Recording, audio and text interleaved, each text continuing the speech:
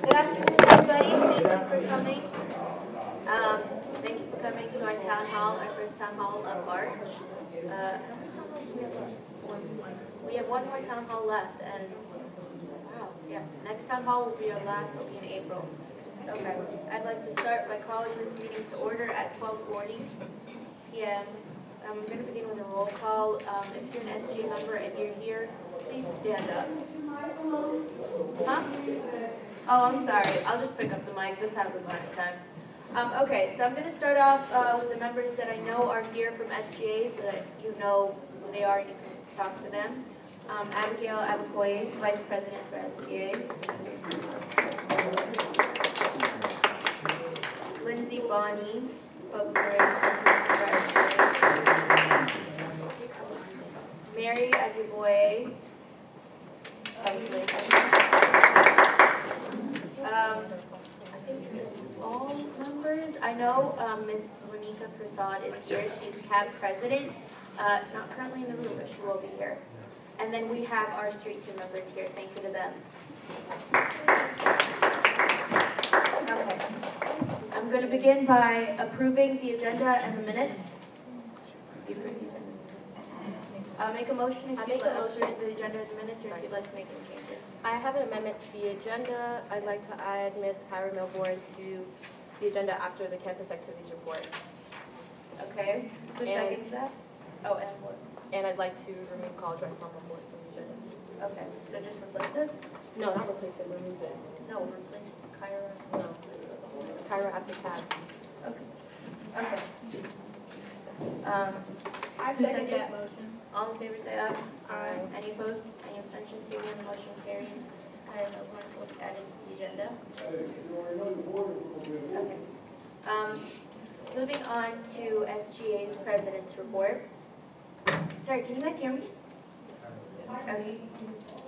Bad? Is it okay? I don't know why it's low. I'm sorry. I don't want to touch it because I feel like I'm screwing it. So,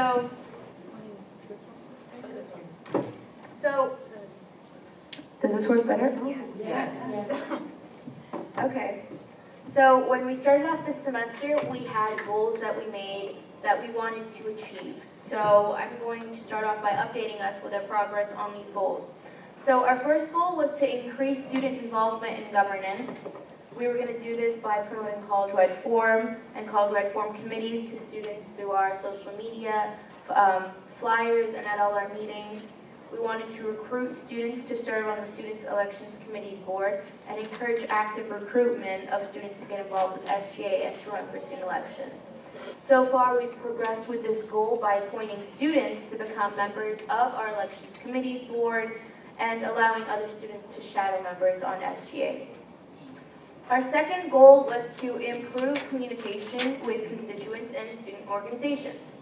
We want to do this by piloting remind.com for student organizations instead of OWL alerts, because OWL alerts will now be transitioning into only alert messages for emergencies. So we wanted to make a system where student organizations could send out reminders for their own events. So we're going to be piloting the website to promote SGA events and to promote any other club events. We are going to provide written reports and minutes for all the meetings and committees that we attend, and we'll post them on our portal page. And we'll create an SGA presence on Blackboard so that it's easier for online students to reach out to us. And ensure that every issue of the OWL newspaper has an SGA column with an article on SGA updates or initiatives. And lastly, we're going to maintain, update, and regularly check SGA suggestion boxes around campus and at our extension centers. I don't know if you all know what these suggestion boxes are, but we do check them. They're those yellow boxes you see in every building around the side. I know in the Center for Health Studies building, it's to your left right when you enter. There's one upstairs right in front of the elevator. We have them on different locations in every building. So if there's ever a time when you can't come up to our office and talk to any member on SGA, which you usually can, but if there's ever a time that maybe you don't want to directly speak to anyone, you could always email us or leave a suggestion box. So we've progressed with this goal by providing written reports and minutes for all the meetings that we attend. They're not yet posted on the portal page, but they are available. We've also created an SGA presence on Blackboard. I'm not sure if everyone here knows, but raise your hand if during the last week or last 2 weeks you saw something that said SGA on Blackboard every time you signed in. Did you guys see that? Raise your hand. You did? No? It was briefly there because they had to take it down for something else, but we're looking to keep that and make it more of a permanent thing. We also devised a system to check the suggestion boxes to make sure that it's always being checked. So our third goal was to develop and implement a marketing plan to promote SGA and the Campus Activities Board. We were going to do this by hosting Wheatley Street team marketing meetings with the team leaders and members, increase our usage on SGA's YouTube channel by live screening the town hall meetings and SGA events, and then also having a Q&A session for online students on the student complaint and incident report process. We wanted to create a club Snapchat takeover with written agreements for all clubs and organizations to be able to use SGA's Snapchat for one day to show, I guess, a day in the lives of members of a club or during an event. And then our last thing was to schedule regularly Talk to Me Tuesday tabling events on campus and at extension centers. So far, we've progressed with this goal by scheduling and organizing regularly scheduled Talk to Me Tuesdays and Wednesdays, tabling events on campus and extension centers. So it's not happening right now, but in a couple of weeks, you'll see that we'll have tables out. It'll happen bi-weekly, Tuesdays and Wednesdays, where you can come talk to us. We'll have SGA members sitting at tables, and you can directly come talk to us if you can't come to the office or something. Maybe it's midway to class or something, but it's just a way for us to be able to interact with everyone more. We've also formulated contracts for our club Snapchat takeover, and if you're a member of a club and you recently attended an ICC meeting, Inter-Club Council meeting, you know that the contracts were mentioned, you've gotten emails probably with it. So if any club is looking to use our Snapchat for an event so that it would be more broadcasted, we're welcome to that, but you would have to sign a contract. Further, we're utilizing our YouTube channel and live streaming town halls. I mean, it's right there. I'm not sure if you can see, but we're live screening it for YouTube right now. And if you've missed any of our town halls, all of them are on YouTube. Because I think whenever you do a live stream, it just stays on there. But yeah, and then we're also organizing a day in the life of an SGA member to discuss what the rules are like, so that way if anyone else wants to get involved, they can see what it's actually like and how we manage it. Lastly, our street team meets regularly to discuss all events that we have and all our initiatives, and they come back to us to report anything that has happened. And our fourth and final goal was that SGA will be more organized, strategic, intentional, and timely in our initiatives. We wanted to do this by meeting our deadlines, completing weekly reports, and doing advanced planning for all future initiatives. So we progressed with this by meeting all the deadlines we possibly could and beginning the planning of all our future initiatives starting, not now, but a couple weeks ago. So in addition to meeting these specific goals that we created at the beginning of the semester, SGA has also convened several ad hoc committees to achieve our personal goals for this semester. Aside from these, they include reviewing our bylaws and drafting a proposal to bring MTVU to campus. That way we'd be able to stream news and anything that students want to see or something on our monitors instead of what you normally see. It'd be like in addition to it. And then our last committee is planning SGA's involvement with the March for Our Lives on March 24th in Washington, D.C. And this concludes SGA's report. So.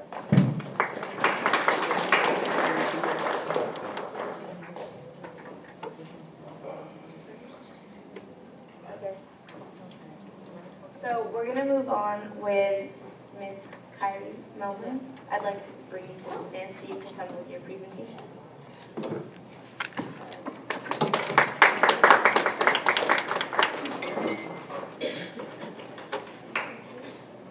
Hello everyone and welcome.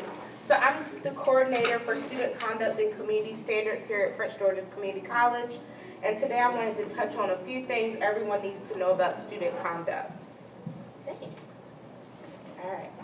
Okay, so I first wanted to talk about how to report an incident. So we have a few locations of how you can report any incident. And when I say incident, I'm talking about student complaints, I'm talking about behavior issues, I'm talking about you've seen a trend, you've seen an issue, you've seen a suspicious person on campus. All of that gets reported. So one way that you can report is on all PGCC desktops. If you go on campus anywhere, you log into a computer either with the generic login or with your student login. You will see where you have a desktop icon. It's going to be the blue one that says Incident Report. Also, you can report with the PGCC portal. If you go to log into the PGCC portal, you'll see a blue banner across the top, and it will say Incident Report Form. Those are two ways that you're able to report quickly, fast, and efficiently. We always say if you're ever in doubt, report, and we'll send it where it needs to go. I want to talk about types of cases because a lot of times students get called into my office and they really don't know why they're there, or they don't understand the difference in types of cases. So there are always two types of cases for the reason you will come see me. The first is academic integrity.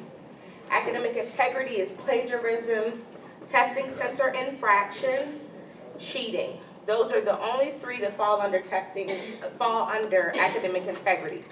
For those of you that don't know, testing center infraction is anything outside of the testing center that you bring onto the testing center floor and fail to lock up. That is considered testing center infraction.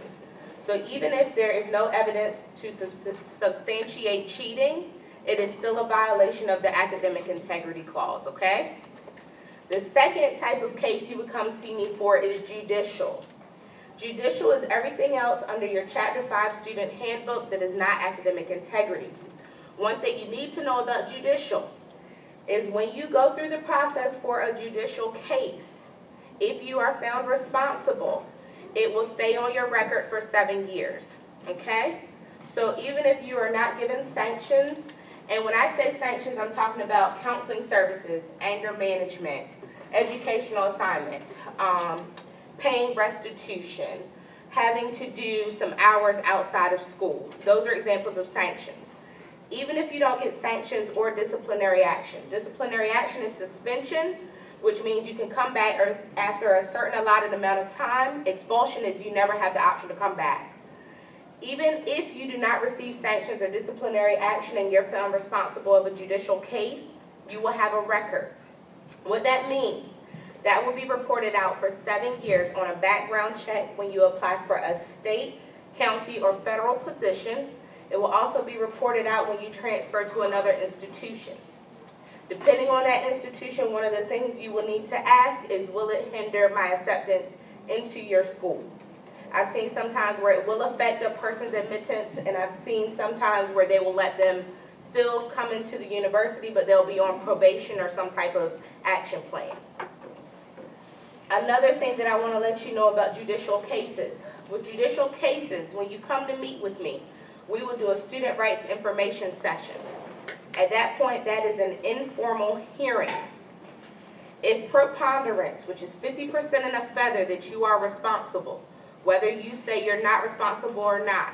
If you say not responsible, but I have an inkling and preponderance and evidence that says more likely than not you're responsible, we will move forward with a formal hearing. I want to let you know that with a formal hearing, at that point, it will be recorded. We will have campus safety in the meeting. We will have the Vice President of Student Affairs and all witnesses, okay? So I wanted you to know the difference between academic integrity and judicial. One thing to know about academic integrity, you get one warning. That one warning after you have received that warning for academic integrity, any other academic integrity case is now falling under academic integrity, judicial. So that will also show on your record. All right, so judicial hearings, I talked a little bit about that. The reason we would go forward with the judicial hearing is if a student fails to take responsibility for the violation, and we have enough evidence to prove more likely than not, the student is responsible. Any statements, evidence, and witnesses will be presented during that time. Hearings must be scheduled within 7 days of the student's request. Student appeals. After a decision has been rendered, after a student is found responsible, a student has one last option. They can appeal any decision within 10 days. What that means is, say a student is suspended for a year. Say a student is expelled. A student has to do counseling, receive counseling services bi-weekly for the rest of the academic year. If at any point a student feels, and they are not rehearing a case, but if a student feels that their violation is unjust to the penalties, sanctions, and disciplinary action that's been brought forth, at that point they can appeal that decision. So they're not saying I'm no longer responsible. What the student is simply saying is, I want to compromise, I want a lesser penalty, I want lesser disciplinary action. We will not rehear the case, but we will move forward with a student appeal. A student appeal is at the student's request. That request never comes to me. That is the one mistake the students make. They send their appeal request to me. At that point, it gets discarded. The appeal process is that it always goes directly to the Vice President of Student Affairs office, which is located in Kent Hall 119. With a student appeal, the student has 10 days from the date of their decision letter to request an appeal. What students run into with this is students fail to check their email, or they have not updated their mailing address on our link account. At that point, I still go by that date that I sent out the initial decision letter, and that's when your 10 days starts. If an appeal is completed, at that option, two things will happen. During an appeal, there is an appeal board. Our appeal board will always have a member of SGA, Student Governance Association, a member of Faculty Senate, so a full-time professor, and also an administrator from Student Affairs sitting on the board. That too will be recorded. At the end, the board will give a recommendation to the Vice President of Student Affairs, and at that point, the VP decides whether they're going to uphold my decision, the appeal board's decision, or if they're going to do something in the middle. At that point, the case is done. One thing I do want to let you know before I talk about, and I actually don't need to talk about the conduct words to know. One thing I do want to let you know is with a judicial case, if any student ever has a judicial case and it's open and it hasn't been resolved and we're just starting due process, they will have a disciplinary hold put on their account. What a disciplinary hold means is you will not be able to log into your Outlook account. So you can't request transcripts to transfer to another institution. You can't view your grades. You can't add or drop a class. It locks down your Outlook account until you make an appointment with me. I want to briefly talk about the complaint process because a lot of students have questions about this. Complaints do not fall under the Office of Student Conduct. However, they are housed in the same system that we use, which is Maxian. So for all academic affairs complaints, there is a form that can be found on the main website. If you scroll to the bottom, it will say Student Complaint Form. That is where you will do a complaint if it is against a professor, a staff member, or a student affairs department.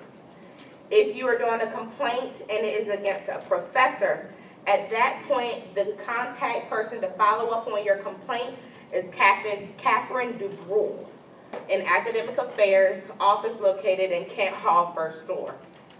If you are doing a complaint against student affairs, you would submit the complaint the same exact way. However, your point of contact to follow up on your complaint is Kiara Gardner, who is located in Kent Hall, room 119.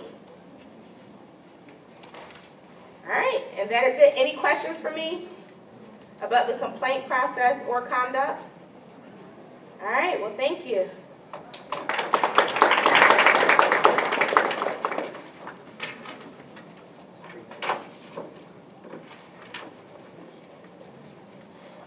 Thank you, Ms. Myers, for that report. When she first reported it to SJ members, we all felt like it was extremely necessary that we had her report it to students themselves, because it was a process we were kind of unaware of ourselves, and I just wanted to make sure that everyone knew how things worked, I guess. So we're moving on to our new business for SGA, but before I get into that, I just want to mention that if anyone has any questions for Dr. Dukes when she comes, because she'll be here at around, I don't know, 1. If anyone has any questions for her, to write them on the index cards that are being passed out so that they can be collected. I encourage anyone to ask a question. It could be anything to do with PGCC, whether it's parking or the food or your classes, anything you'd like to ask, I encourage you to do so. Okay, moving into our new business. So when we started SGA, on our constitution, we have to convene our elections committee's board by the 6th week of the semester, which we have done. On the board consists of the SGA president, myself, Ila Gabi, 2 students chosen at large, Mr. Kyle Jung and Basil Udo, our program director, Ms. Paulette McIntosh, will serve as a convener, and our faculty advisor for the committee, Mr. Curtis Valentine. So what the elections committee is basically the process in which you get chosen if you choose to run for an SGA officer, senator position, or any position on SGA. I encourage everyone to look into running. It's amazing to be on SGA. Your eyes are open to like a door of opportunities. You're able to advocate for the students, which is what we really want. Elections will be happening soon. Elections usually happen around March or April, depending on, I guess, inclement weather, other things that could affect it. But that's usually when it happens. It's going to be a week where everyone's able to log on and vote. When you do run, if you choose to run for a position, you're not allowed to be around computers when people are voting, because that could disqualify you. You basically just run for the positions you want. You're qualified to run, and if anyone's interested in running, please feel free to come talk to any of us about anything that you want to do. We encourage anyone that runs to shadow a member on SGA, and if you are running for a position, like an executive officer position, you require at least 1 semester of SGA before you could run for these. But we do recommend that everyone looks into it, and if you want, you could possibly start joining SGA now to count as your semester before. But we do encourage everybody, and when you do run, if you are chosen to win, you're then interviewed by the Elections Committee Board. The Elections Committee Board also meets to make the rules and regulations on on how the election goes, but you are interviewed by them sometimes just to affirm your position. But yeah, it's something that everyone should look into running because SGA is great. Another new business that we have, which is not on the agenda, is SGA's presence on the March for Our Lives on March 24th in Washington, D.C. SGA will be hosting 30 students. It's going to be first come, first serve. 30 students to get their shirts paid for and transportation paid for to meet up with them on Saturday in D.C. We're only paying for 30 students, but we encourage more people to come join, and if other people are joining, we will possibly look into paying for more students. If we do get other clubs to participate with us as well, and we could join budgets and situations like that. But if anyone's interested in participating in the march and they'd like to come with like a group, even if you don't happen to be part of the 30 that are paid for, please meet with us. We'll be meeting to make banners together, and we'll be meeting together in DC so that we can march together as a group collectively. So if you're interested in that, come to any member so that you can look to signing up for the committee, and we'll look to meeting times where we could do this because March 4th is about 24th is about 2 weeks away, and yeah, it's something that we're gonna do. So at this time. Okay, it's the tickets, right? Okay, so at this time, if anyone has any questions, if you want to ask, feel free to ask now before I take you guys to let you eat. If not, you'll be called by table to go up and get your food. So I just sit patiently and wait until they come up to you. So thank you.